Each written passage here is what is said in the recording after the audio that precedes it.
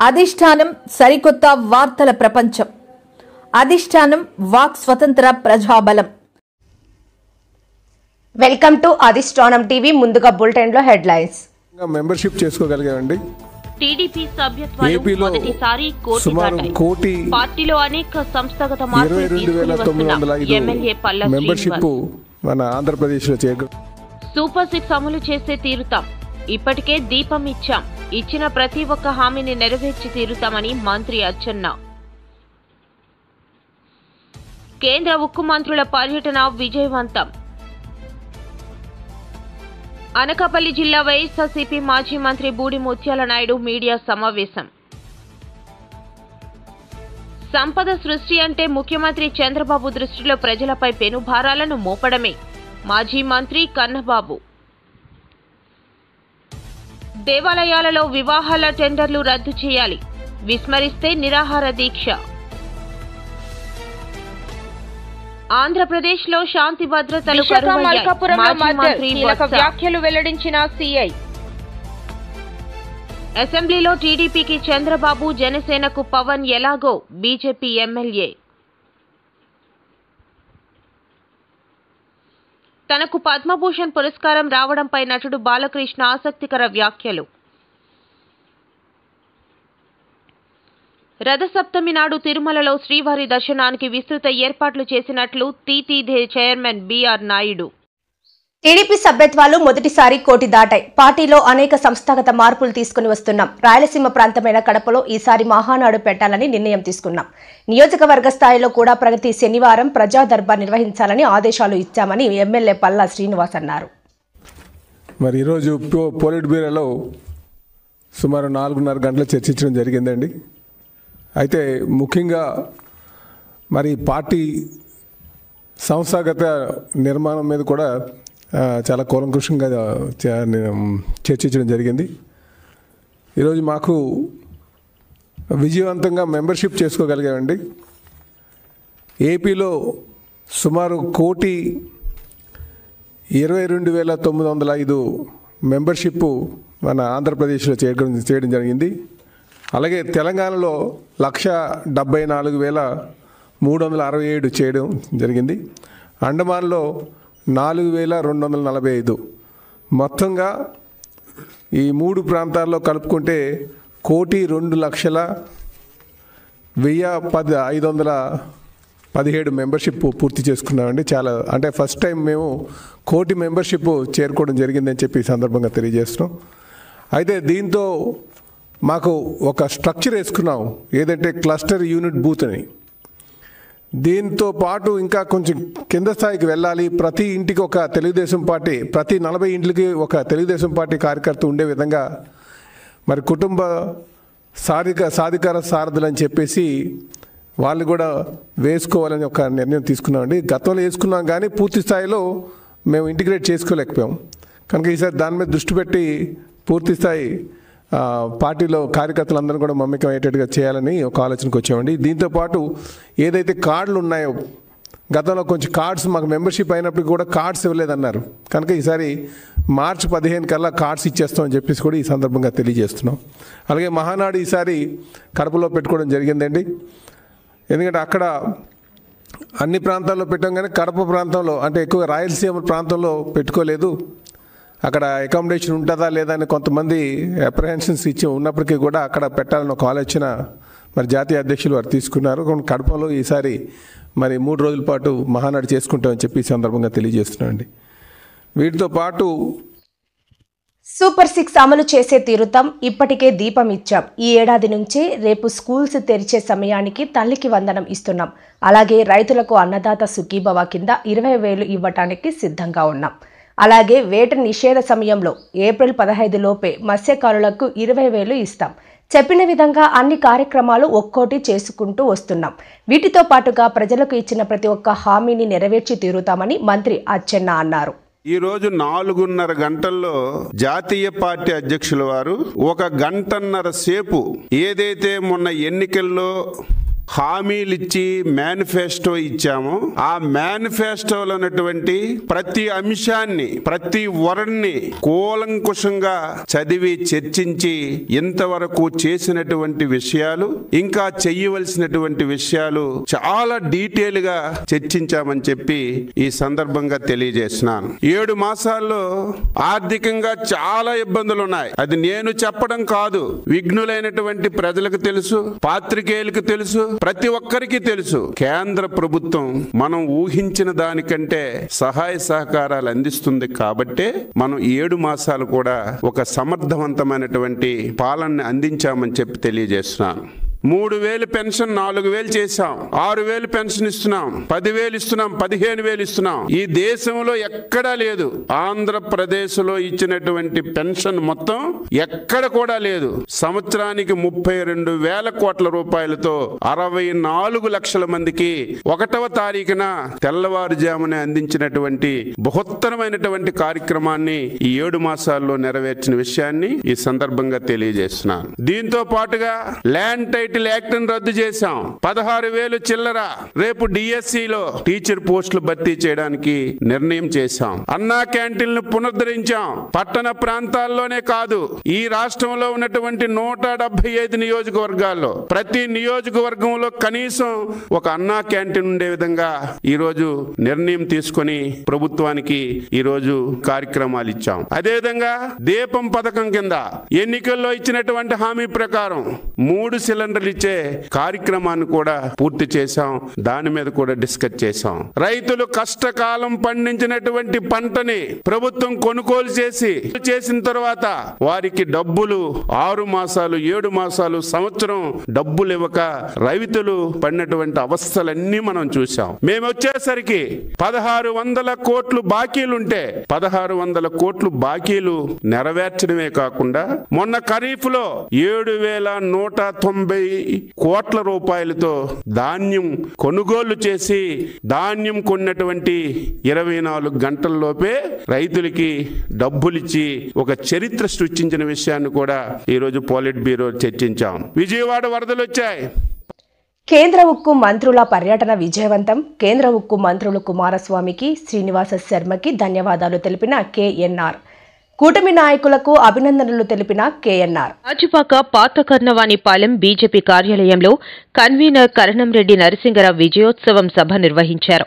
ఈ సందర్భంగా నరసింగరావు మాట్లాడుతూ, గురువారం కేంద్ర ఉక్కు శాఖ మంత్రి కుమారస్వామి, సహాయ మంత్రి శ్రీనివాస వర్మ, రాష్ట్ర ఆరోగ్య శాఖ మంత్రి సత్యకుమార్ విశాఖ ఉక్కు పరిశ్రమలో చేసిన పర్యటన విజయవంతమైందని అన్నారు. కూటమి నాయకులకు, ప్రజాప్రతినిధులకు, కార్మిక సంఘాల నాయకులకు, ఉక్కు పరిశ్రమ అధికారులకు అభినందనలు తెలిపారు. ప్రధాని నరేంద్ర మోదీ నాయకత్వంలో రాష్ట్ర సీఎం నారా చంద్రబాబు నాయుడు, ఉప ముఖ్యమంత్రి పవన్ కళ్యాణ్, రాష్ట్ర ఐటీ శాఖ మంత్రి నారా లోకేష్ బాబు, బీజేపీ రాష్ట్ర అధ్యక్షులు పురంధేశ్వరి, మాజీ అధ్యక్షులు, జాతీయ కార్యవర్గ సభ్యులు సోము వీర్రాజు, ఎంపీ శ్రీభరత్, రాష్ట్ర టీడీపీ అధ్యక్షులు పల్లా శ్రీనివాసరావు, సెయిల్ డైరెక్టర్ కాశీరాజు, మాజీ MP GVL, BJP floor leader Vishnu Kumar Raju, మాజీ ఎమ్మెల్సీ పీవీఎన్ మాధవ్ కృషితో ఉక్కు కర్మాగారానికి 11,440 కోట్ల పునరుద్ధరణ ప్యాకేజీ వస్తుందని అన్నారు.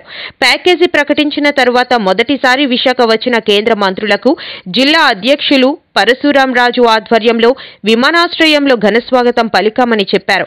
షీలానగర్లో భారీ క్రేన్తో గజమాలతో నియోజకవర్గంలోకి స్వాగతం పలికామని అన్నారు. అడుగడుగునా జనం నీరాజనాలు పలుకుతూ హారతులు పట్టారని చెప్పారు. కేంద్ర మంత్రులు మాట్లాడుతూ 3 నెలల్లో కార్మికుల, ఉద్యోగుల సమస్యలన్నీ పరిష్కరిస్తామని హామీ ఇచ్చారని అన్నారు. ఈ సందర్భంగా వారికి కృతజ్ఞతలు తెలిపారు. మరో 6 నెలల్లో 3వ బ్లాస్ట్ ఫర్నేస్ ప్రారంభమవుతుందని అన్నారు.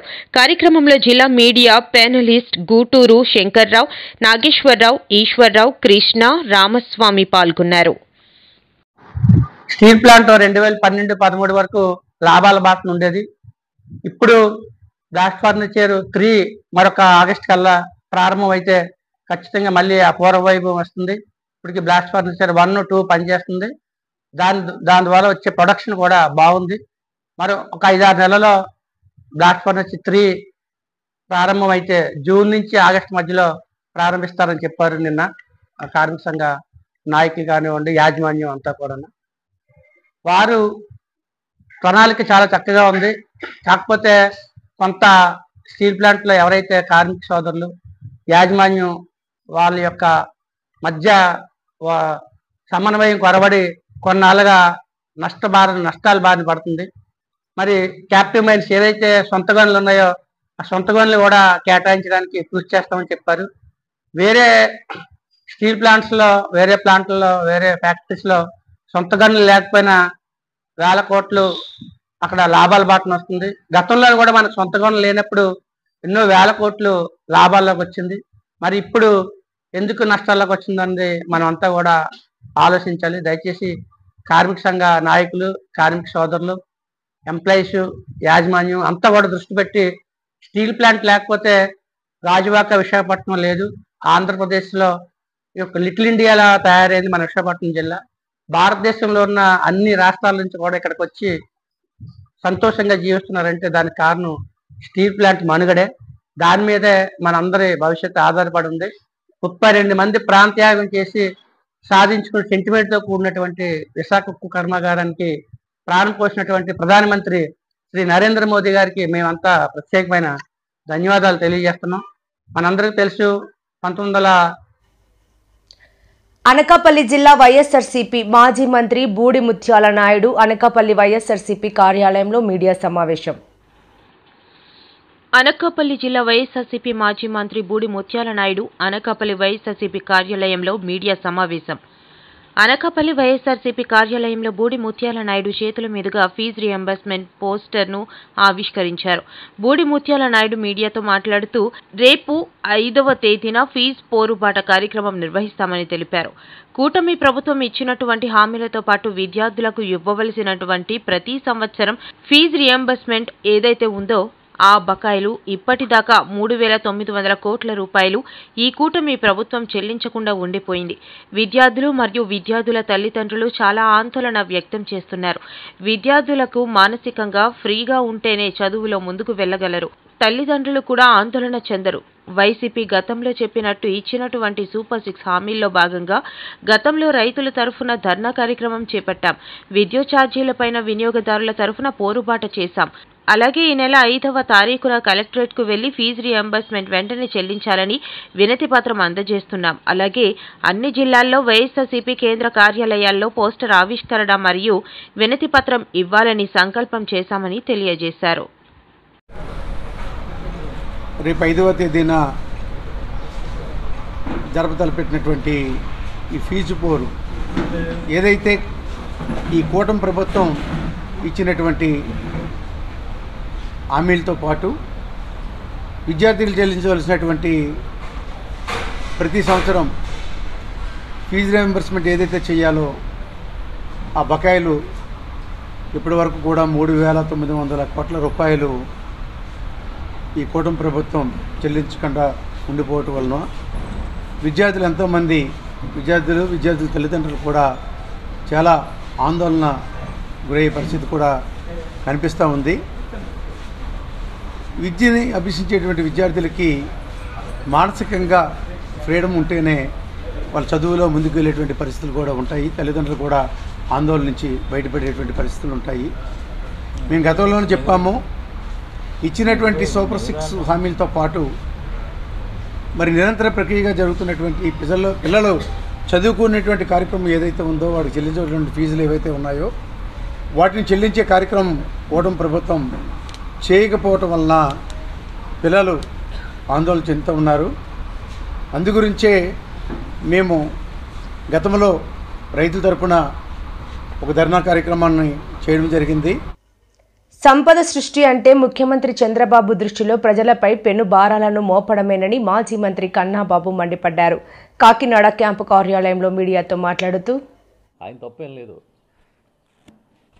ఆయన సహజ శైలి అది. ఒక వస్తువుకి ఒక ప్రోడక్ట్కి ఎలా మార్కెటింగ్ చేస్తారో అలాగా తనను తాను మార్కెటింగ్ చేసుకునే వ్యూహంలో భాగంగా సంపద సృష్టిస్తానని, ప్రజలకి కూడా అంతుబట్టని స్థాయిలో సంక్షేమ పథకాలు అమలు చేస్తానని పెద్ద ఎత్తున మార్కెటింగ్ చేసుకున్నారు. ఆ మార్కెటింగ్కి పడిపోయిన ప్రజలు మరొకసారి కషాయం నమ్మినట్టుగా నమ్మి ఇవాళ ఈ భారాలన్నీ మోసే పరిస్థితి వచ్చింది. ప్రధానంగా చూస్తే ఇప్పుడు రేపు నుంచి ఫిబ్రవరి 1 నుంచి ఈ రిజిస్ట్రేషన్ ఛార్జీలు పెంపుదల చూస్తే ఇంచుమించుగా 13,000 కోట్ల రూపాయలు టార్గెట్ పెట్టుకుని ప్రతి ఏటా 13,000 కోట్ల రూపాయలు రిజిస్ట్రేషన్ ఛార్జీలు వసూలు చేయాలని చెప్పి ఒక టార్గెట్ పెంచుకుని నడ్డి విరిచేసే కార్యక్రమాన్ని, ప్రత్యేకించి స్థిరాస్తి విలువల్ని అమాంతంగా పెంచి దాని ద్వారా ఆదాయాన్ని సేకరించే కార్యక్రమం చేస్తూ ఉన్నారు. కేవలం భూముల విలువలే కాదు, స్ట్రక్చర్ల విలువలు, చివరికి తాత్కాలికంగా నివాసం ఉండే షెడ్లు వంటి వాటికి కూడా భారీగా రిజిస్ట్రేషన్ ఛార్జీలని వడ్డించేశారు. అందులో పూరిళ్ళు, పెంకుటిళ్ళు ఏది కూడా మినహాయింపు లేదనే విషయాన్ని మనం ఇవాళ అర్థం చేసుకుంటే, వాళ్ళు ఇచ్చిన ఆదేశాలు చూస్తే అర్థమవుతుంది. ఇంచుమించుగా ఏడాదికి 10,000 కోట్ల రూపాయలు వైఎస్ఆర్ పార్టీ హయాంలో ప్రభుత్వంలో ఆదాయం వచ్చేది. అది ఈయన వచ్చిన తర్వాత రియల్ ఎస్టేట్ పడిపోయి ఈయన అడుగుపెట్టిన వేళా విశేషంలో మొత్తం సగానికి సగం పోయింది. ఇంచుమించు 6,000 కోట్లు వచ్చిందంటున్నారు. సరే, రిజిస్ట్రేషన్ ఛార్జీలు పెంచడం సహజమే కదా, గతంలో ఎప్పుడు జరగలేదా అనుకుంటే, అప్పుడు జరిగిన దానికి ఇప్పుడు జరిగిన దానికి తేడా ఏంటంటే, ఇప్పుడు వాళ్ళకి కావలసినట్టుగా వాళ్ళ స్థిరాస్తి వ్యాపారులకు కావలసినట్టుగా రిజిస్ట్రేషన్ ఛార్జీలు పెంచారు. ఉదాహరణకి రాష్ట్రం అంతా పెంచితే ఒక అమరావతిలో ఎందుకు పెంచలేదో చంద్రబాబు నాయుడు గారు సమాధానం చెప్పాలి. దేవాలయాలలో వివాహాల టెండర్లు రద్దు చేయాలి. విస్మరిస్తే నిరాహార దీక్ష. దేవస్థానంలో పేదవాని పెళ్లికి అధిక రేట్ల వసూళ్లు. దేవాలయాల సంస్కృతి సాంప్రదాయాలను కాపాడుటయే మా కోరిక. కోట్లకు కోట్లు ఇస్తామంటే దేవుణ్ణి వేలం వేయుటకు సిద్ధమా? సనాతన హిందూ ధర్మ పరిరక్షణ సమితి జేఏసీ కన్వీనర్ శ్రీ పూడిపెద్ది శర్మ మాట్లాడుతూ, ఆంధ్ర రాష్ట్రంలోని అతిపెద్ద దేవాలయాల్లో ఒకటైన సింహాచలం దేవస్థానం ఒకటి. అయితే ఇక్కడి అధికారులు ఇక్కడి విచ్చేయు భక్తుల నుండి వివిధ రకాలుగా నిలువు దోపిడీ చేస్తున్నారు. అందులో భాగంగా శ్రీ వరాహలక్ష్మి నృసింహస్వామి కొండపైన నిరుపేద భక్తులు వివాహములు చేసుకునేందుకు దేవస్థానం అధికారులు టెండర్లు వేసి పెళ్లి చేసుకునేందుకు గుత్తేదారుడి ద్వారా అధిక మొత్తంలో వసూళ్లు చేస్తున్నారు. ఇదివరకు ఎన్నడూ లేని ఆచారాన్ని 2 సంవత్సరాలుగా నడుపుతున్నారు. ఈ విషయంపై మా సంస్థ ద్వారా పలుమార్లు అధికారులకు వినతులు సమర్పించిన ఉపయోగం లేదు. దేవస్థానాలలో ఉద్యోగాలు చేస్తూ జీవనోపాధి పొందుతున్న అధికారులు హిందూ దేవాదాయ ధర్మాన్ని, సంస్కృతిని తుంగలో తొక్కుతున్నారు అనటానికి ఇదే తార్కాణం. జనవరి 22న కొండపైన పెళ్లి మండపాల కోసం టెండర్లు పిలిచి అర్ధాంతరంగా నిలిపివేయడం హర్షణీయం. అయినను కొండపైన వివాహములు జరుపుకునేందుకు అనువైన ప్రదేశములు, వసతి గాని, మంచినీటి సదుపాయం కాని, పెళ్లివారు భోజనాలు చేయుటకు అనువైన సత్రములు కాని లేకుండా ఇక్కడే మొక్కుకున్న పాపానికి భక్తులను ఆర్థిక వనరుగా భావించి భక్తులను ఇబ్బందులకు గురి చేస్తున్నారు. ఈరోజు ఈ సింహాచల ప్రాంతం తొలిపాంచం వద్ద హిందూ ధార్మిక సంఘాలన్నీ కలిసి ఇక్కడికి విచ్చేసినటువంటిది.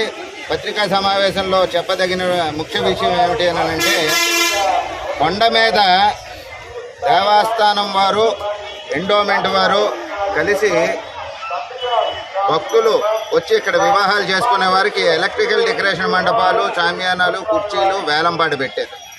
ఇది చాలా దారుణమైనటువంటి చర్య. ఎప్పటి నుంచో భక్తులందరూ కోరుతున్నారు ఇటువంటి పాటలు తీయమని. ఎండోమెంట్ వారికి లాభదాయకమైనటువంటి పని మాత్రమే చేస్తామనేటట్టుగా ఎండోమెంట్ మొండి వైఖరితో కూర్చుంది. మరి ఈసారి పాటకి ముందరే మేము చెప్పడం జరిగింది. జేఏసీ నుంచి ఒక లెటరు, అలాగే హిందూ ధార్మిక సంఘాల నుంచి కొంతమంది కొన్ని లెటర్లు సబ్మిట్ చేయడం జరిగింది.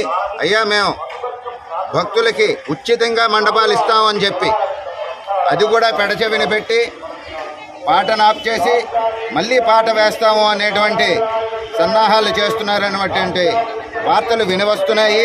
ఇటువంటి సందర్భంలో ఈ జేఏసీ తరఫు నుంచి మేము అందరమే ముందరకు రావడం జరిగింది.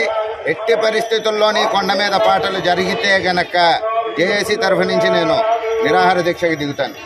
మరి ఎందుకయ్యా ఈ పాటలు ఆపాలి? ఇది వరకు 2000, 3000కి ఒక 50 కుర్చీలు డెకరేషన్ మండపం వచ్చేది. మరి ఈరోజు అదే డెకరేషన్ మండపం సింపుల్గా 6500, దేవాలయానికి కట్టవలసినటువంటిది 2000, మిగతా ఇతర ఖర్చులు అన్నీ కలిపి 10,000 రూపాయల వరకు డేకురుతోంది. ఇది సామాన్యుల భక్తుల మీద భారం కాదా? అయ్యా 6500 దేనికి అంటే దేవస్థానం పాట పాడుకున్నామండి. ఆంధ్రప్రదేశ్లో శాంతి భద్రతలు కరువయ్యాయని మాజీ మంత్రి బొత్స అన్నారు. కరణం ధర్మశ్రీ పదవీ బాధ్యత స్వీకరణ కార్యక్రమంలో పాల్గొన్నారు. కూటమి ప్రభుత్వం గ్రామాల్లో వైసీపీ కార్యకర్తలపై తప్పుడు కేసులు బనాయించి వేధింపులకు గురి చేస్తోందని తెలిపారు. ఇంకో విషయం కూడా చెప్తాను. ఇందాక ఈయన మాట్లాడుతున్నప్పుడు ఈయన కూడా మాట్లాడుతున్నాడు అంటాడు, సమయం అంటాడు. ఒకటి అడుగుతున్నాను ధర్మశ్రీని, ధర్మశ్రీ తాలూకా ఫోన్ నెంబర్ మీ అందరూ ఎంతమంది దగ్గర ఉంది? ఫోన్ నెంబర్ చెప్పండి. మిగతా వాళ్ళ దగ్గర లేదా? ఎందుకు లేదు? ధర్మశ్రీ నీ దగ్గర ఎంతమంది దగ్గర ఉంది ఫోన్ నెంబర్? ఎప్పుడైనా నాయకత్వం మనకు కావాలంటే, మన నాయకత్వం ఇవ్వాలంటే ముందు వాళ్ళకి అందుబాటులో ఉండడం అనేది మనకు అవసరం. కార్యకర్త కోరుకునేది ఇదిగో నాకు ఫోన్ నాకు వచ్చి ఎవరైనా చేస్తే పర్వాలేదులే, మా ముత్యాలయంలో ఉన్నారు, మా ప్రెసిడెంట్ ఉన్నారు, లేదు మా పార్టీ పరిస్థితి మా పార్లమెంట్ పరిస్థితులు ఉన్నాడు, లేదు మా అమరు ఉన్నాడు, లేదు మా నాయకులు ఉన్నారనే ఒక భరోసా ఉన్నాడే ఏ పార్టీ అయినా ముందుకెళ్తారు. అంతే తప్ప మన సమావేశాలు పెట్టుకొని ఊరిగా మనం మాట్లాడుకొని మనం సొల్లు పెట్టుకుంటే అవ్వదు. నా రిక్వెస్ట్ ఏంటంటే, నా ఆలోచన ఏంటంటే, ఇవాళ నుంచి దయచేసి ఆ ఫోన్లో ఉంటున్న ఆ ట్రూ కాలర్ని తీసేయండి. ఆ పేరు ఎవడు, ఎల్లయ్య, పుల్లయ్య, ఎంపీ, జడ్పీసీ కాకుండా ఎవడైనా ఫోన్ చేస్తే ఎత్తి ముందు మీరు సమాధానం చెప్పడం చేయండి. దాంతో సబ్జెక్టు దాంతో అయిపోతుంది. ఇందులో మా రాంబాబు గారు చెప్పారు, చంద్రబాబు నాయుడు పరిపాలన, ఆయన చేసిన మాటలు ఆయనకు అలవాటు. ఇందాక అదీపు వినిపించారు స్వర్గీయ రోసయ్య గారి తాలూకా మాటలు అంటే అదేదో ఇవాళ మరి ఇవాళ కాదు, ఆయన చనిపోయే మహానుభావుడు ఎక్కడ ఉన్నాడు కానీ అంటే చంద్రబాబు నాయుడు గారి తాలూకా సహజ గుణం అది. చెప్పింది చేయకపోవడం, చెప్పింది మర్చిపోవడం, తర్వాత మళ్ళీ నా తప్పు అయిపోయిందని చెప్పడం అనేది ఆయన సహజ గుణం. అదే జగన్మోహన్ రెడ్డి గారి సహజ గుణం ఏంటి?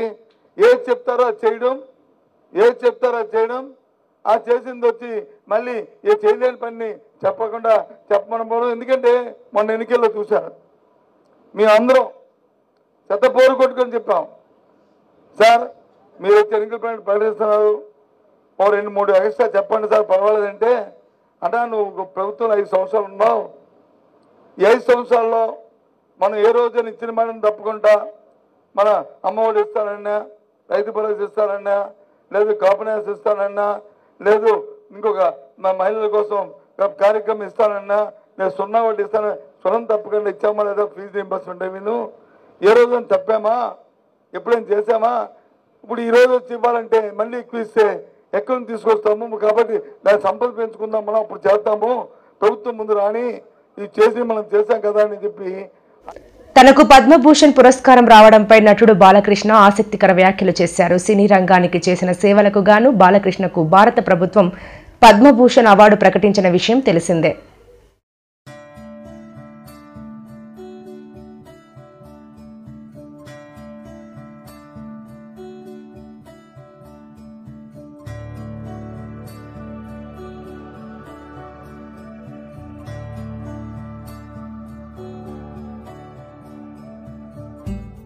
పద్మభూషణ్ వచ్చిన సందర్భంగా, అంటే పద్మభూషణ్ నన్ను వరించిన సందర్భంగా, ఎందుకంటే నేను ఎప్పుడు ఏమీ ఆశించను జీవితంలో, నా పనిని నేను చేసుకుంటూ వెళ్ళిపోతుంటాను. కాబట్టి పదవులకు నేను అలంకారం కానీ పదవులు నాకు ఇప్పుడు అలంకారం కాదు.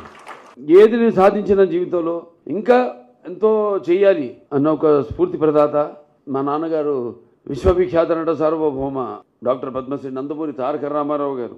ఎవరు వాళ్ళ పాత్రని బాగా పోషిస్తే వాళ్ళ రంగాల్లో వాళ్ళు రాణిస్తారు. ఇదిగో ఇటువంటి పద్మశ్రీలు కానివ్వండి, పద్మభూషణ్లు కానివ్వండి, పద్మవిభూషణ్లు కానివ్వండి, లేకపోతే గ్యాలంటరీ అవార్డ్స్ కానివ్వండి, అవి వెతుక్కుంటూ వస్తాయి వెనకాలే. ఇందాక మాటల్లో ఎవరు అన్నప్పుడు అన్నారు, నాకు వచ్చింది పద్మభూషణ్, ఏదైతే మీకు దూరంగా ఉందో, అంటే ఇవాళ నాకు వచ్చింది, ఇవాళ మీ అందరికి వచ్చినట్టే నేను భావిస్తాను. దేనికి ఆశించకుండా, ప్రతిఫల ఆపేక్ష లేకుండా మన వంతు మన పని నిబద్ధతతో, ఒక క్రమశిక్షణతో, పట్టుదలతో, సరైన దారిలో మనకి ఏదైతే సమాజం ఇచ్చిందో దానికి ప్రతిఫలంగా సొంత లాభం కొంత మానుకుని అన్నట్టు సమాజానికి ఉపయోగపడితే ఏదన్నా మనం సాధించవచ్చు. చాలా మంది అంటున్నారు ఇది ఇంతకు ముందే రావాల్సిందని పద్మభూషణ్. వాడు చెప్తాను, నేను ఎప్పుడు ఆధ్యాత్మిక చింతనలో ఉంటాను, పూజలు ఎక్కువ చేస్తుంటాను. పూజ అంతవరకే, ఆ తర్వాత నా వృత్తి, నా ఆలోచనలు, అదే నాకు దైవం. అది యాదృచ్ఛికమో కాకతాళీయమో.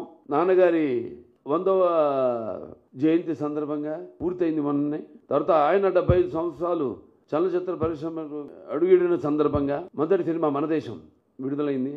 నేను 50 సంవత్సరాలు ఇండస్ట్రీలో పూర్తి చేసుకోవడం, అలాగే నేను 3వసారి మళ్ళీ ఎమ్మెల్యేగా హిందూపూర్ నుంచి గెలవడం, అలాగే సినిమా రంగంలో నా సినిమాలు 4 హిట్లు కావడం, అఖండ అయితేనేమి, వీరసింహారెడ్డి అయితేనేమి, నేలకొండ భగవంత్ కేసరి అయితేనేమి. రథసప్తమి నాడు తిరుమలలో శ్రీవారి దర్శనానికి విస్తృత ఏర్పాట్లు చేసినట్లు టీటీడీ చైర్మన్ బిఆర్ నాయుడు తెలిపారు. అన్నమయ్య భవనంలో ధర్మకర్తల మండలి సమావేశం ముగిసిన అనంతరం మీడియాతో ఆయన మాట్లాడారు. 4వ తారీఖు నాడు, ఫిబ్రవరి 4వ తారీఖు 5:30 గంటల నుండి 8 గంటల వరకు సూర్యోదయం, 6:44 AM సూర్యప్రభ వాహనం, ఉదయం 9 గంటల నుంచి 10 గంటల వరకు చిన్న శేష వాహనం, ఉదయం 10 నుంచి మధ్యాహ్నం 12 వరకు గరుడ వాహనం, మధ్యాహ్నం 1 గంటల నుంచి 2 గంటల వరకు హనుమంత వాహనం, మధ్యాహ్నం 2 నుంచి 3 గంటల వరకు చక్ర స్నానం, సాయంత్రం 4 నుండి 5 వరకు కల్పవృక్ష వాహనం, సాయంత్రం 6 నుండి 7 గంటల వరకు సర్వ ఉపాల వాహనం, రాత్రి 8 నుండి 9 గంటల వరకు చంద్రప్రభ వాహనం. ఈ విధంగా మలయప్ప స్వామి వారు ఊరేగింపు ఉంటుంది. దానికి అనుగుణంగా పలు సేవలు, ప్రివిలైజేషన్, దర్శనాలు ఇవన్నీ కూడా రద్దు చేయడం జరిగింది. ఇష్టదళపాద పద్మారాధన, కళ్యాణోత్సవం, ఉంజల సేవ, ఆర్జిత బ్రహ్మోత్సవం, సహస్ర ఉంజల దీపాలంకరణ సేవలు ఇవన్నీ కూడా రద్దు చేయడం జరుగుతుంది. ఎన్ఆర్ఐలు, చంటి బిడ్డల తల్లిదండ్రులు, సీనియర్ సిటిజన్లు, వికలాంగులు, ప్రివిలేజ్ దర్శనాలన్నీ కూడా రద్దు చేయడం జరిగింది. తిరుపతిలో ఫిబ్రవరి 3 నుంచి 5 వరకు స్లాటెడ్ సర్వదర్శనం టోకన్లు జారీ చేయటం కూడా రద్దు చేయడం జరిగింది. ప్రోటోకాల్ ప్రములకు మినహా వివిధ బ్రేక్ దర్శనాలు రద్దు. బ్రేక్ దర్శనాలను సంబంధించి ఫిబ్రవరి 3న ఎలాంటి సిఫార్సు లేఖలు స్వీకరించబడవు. అదేవిధంగా ప్రత్యేక ప్రవేశ దర్శనం, ఎస్ఈడి టికెట్లు ఉన్న భక్తులు వేచి ఉండకుండా నిర్ణీత సమయంలో మాత్రమే వైకుంఠ క్యూక్లాంప్లెక్స్ వద్ద రిపోర్ట్ చేయాలని చెప్పి భక్తులందరికీ కూడా విజ్ఞప్తి చేస్తున్నాం. విజిలెన్స్ అండ్ సెక్యూరిటీ ఈ యొక్క ఏర్పాట్లన్నీ కూడా చేస్తున్నాం. 1250 మంది పోలీసులు, సుమారు 1000 మంది విజిలెన్స్ సిబ్బందితో భద్రతా సేవలు చేయడం జరుగుతుంది. అసెంబ్లీలో టీడీపీకి చంద్రబాబు, జనసేనకు పవన్ ఎలాగో బీజేపీకి నేను కూడా అలాగేనని విశాఖ నార్త్ ఎమ్మెల్యే విష్ణు కుమార్ రాజు అన్నారు. విశాఖలోని ఒక కార్యక్రమంలో ఆయన మాట్లాడుతూ చెప్పడం జరిగింది. సో ఒక ఎమ్మెల్యే అంటే member of the legislative assembly. మీ అందరికీ ఉన్న అధికారం నాకు ఇచ్చిన దాంతో సమానం. మీరు ఒకటి గుర్తుపెట్టుకోవాలి. ఆ ఎమ్మెల్యే ఏం చేస్తాడంటే, ఎమ్మెల్యే చేయలేనిది ఏం లేదు. తలుసుకుంటే దమ్ము ధైర్యం ఉంటే చేయలేనిదంటూ ఏమీ ఉండదు. అది ఎమ్మెల్యే. అందులోనూ నేను భారతీయ జనతా పార్టీ శాసనసభాపక్ష నేత చంద్రబాబు నాయుడు గారు తెలుగుదేశం పార్టీకి ఎట్లాగో లీడర్ ఆఫ్ ద పార్టీ అంటాం, జనసేనకి పవన్ కళ్యాణ్ గారు ఏ విధంగా leader of the పార్టీయో, Bharatiya Janata పార్టీకి నేను లీడర్ ఆఫ్ ద పార్టీ. అట్లాగే వైఎస్ఆర్సీపీకి జగన్మోహన్ రెడ్డి గారు leader of the party. So ఈ రాష్ట్రంలో 4 ఉంటారు, అసెంబ్లీలో 4 లీడర్స్ ఉంటారు. లీడర్స్ అంటే ఏదో మాట్లాడితే ఏమైంది అని అనుకోవడం కాదు. ఏది మాట్లాడినా దానిపైన యాక్షన్ ఉంటుంది. పాలిటెక్నిక్ కాలేజ్లో బాత్రూమ్స్ లేవు, 1600 మంది ఉన్నారు, ఓన్లీ 2 టాయిలెట్స్. అసెంబ్లీలో మాట్లాడితే ఇమీడియట్గా టాయిలెట్ బ్లాక్ కట్టించడం జరిగింది. సో దీన్ని మీరు అందరూ కూడా, నాకు మీరందరూ ఓట్లు వేసి గెలిపించిన వలన నాకు భారతీయ జనతా పార్టీ నాకు శాసనసభ పక్ష నేతగా నాకు ఉండమని అధికారం ఇచ్చింది. ఆ అధికారాన్ని నేను స్వార్థం గురించి వాడుకోవాల్సిన అవసరం నాకు లేదు. నేను వాడుకోవటం ఏంటంటే పబ్లిక్కి, ప్రజలకు ఉపయోగపడేటట్టు వాడగలను. అది ఏమి కావాలనేది మీరు నాకు చెప్పకపోతే నాకు తెలియదు. మీరు చేయించుకుని నా దగ్గర పనులు చేయించుకోకపోతే అది మీ తప్పు కానీ నా తప్పు కాదు. తప్పనిసరిగా మీకు అందరికీ కూడా